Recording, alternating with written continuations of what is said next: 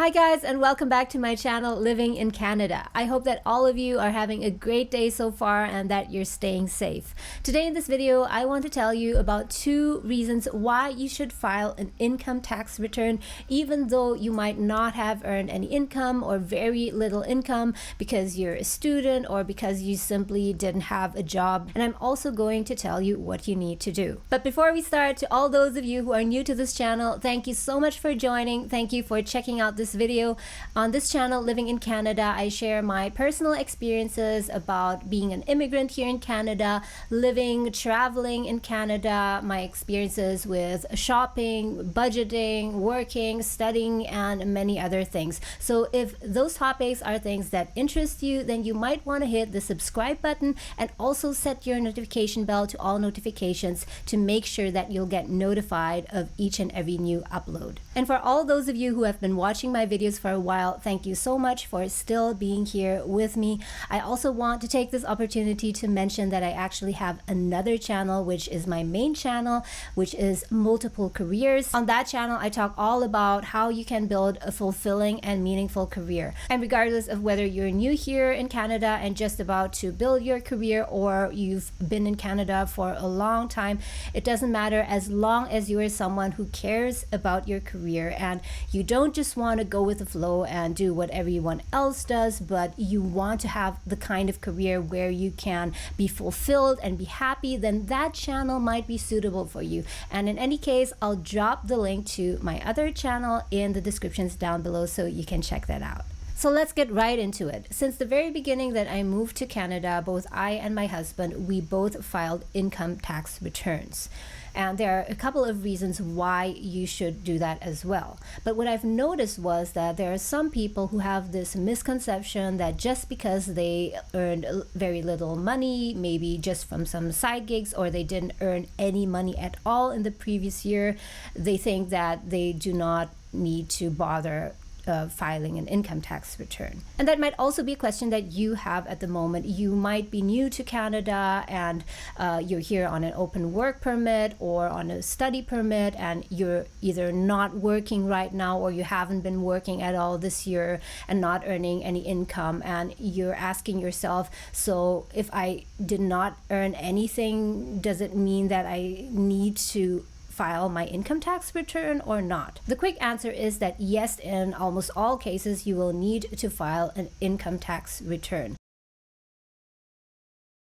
But there are also 2 other reasons why it is a very good idea you should do that, and I will get to that in a moment. But before we continue, just a very quick disclaimer here that I am not an immigration advisor. I am also not a personal financial advisor. So my goal making this video here is not to give you financial advice or tax related advice. The purpose of making this video is just to share with you my knowledge and my personal experience. So rather than making a detailed video about how you should report your taxes, etc.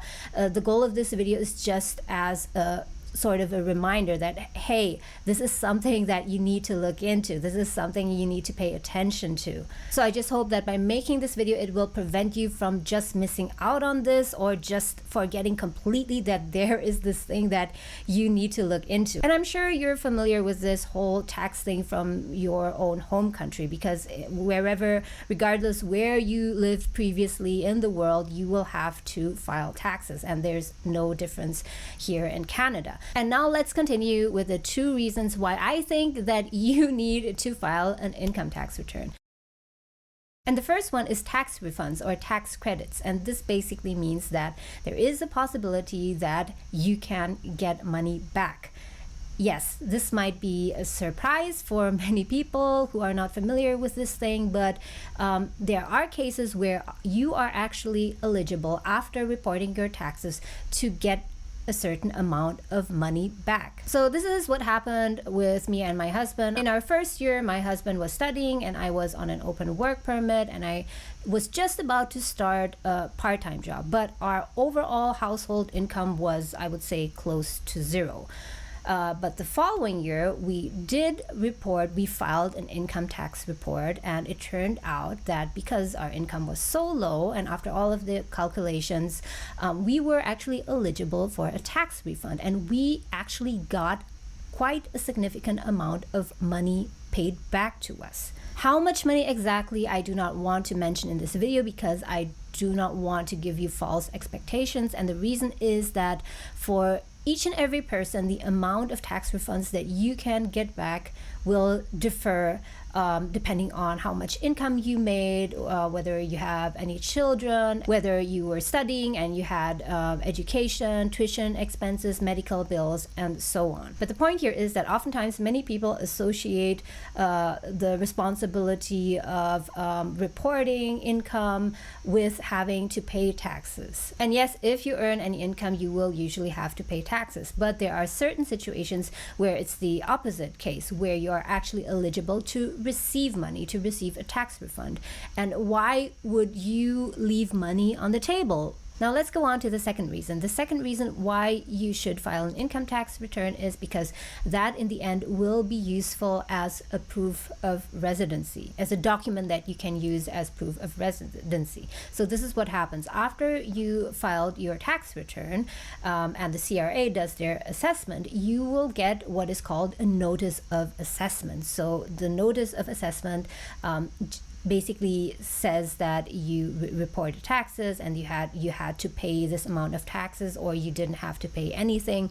And there are many situations here in Canada where you might need to provide a document that proves your residency, and that notice of assessment will come very handy for that. And as I mentioned before, if you want to know in more detail about this, then you can nerd out on this on the CRA website.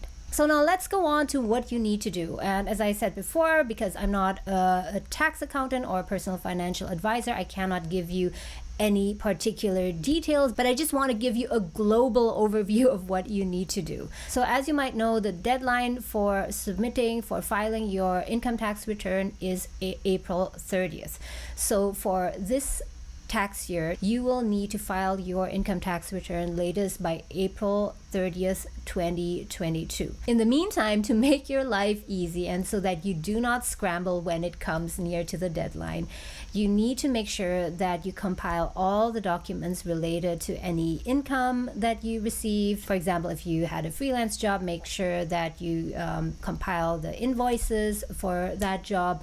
And also if you have expenses that are related to education, like your tuition fees or books, as well as medical expenses, make sure that you compile all of those,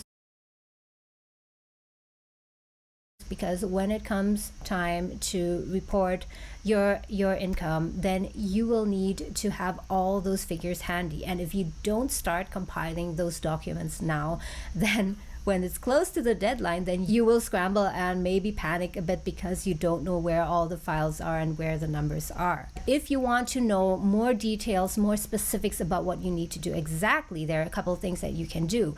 You can go to the CRA website. You can read in much detail about all the details related to tax returns, taxes, tax refunds, etc. You can also connect with a financial advisor and tax accountant who can assess your particular case in detail.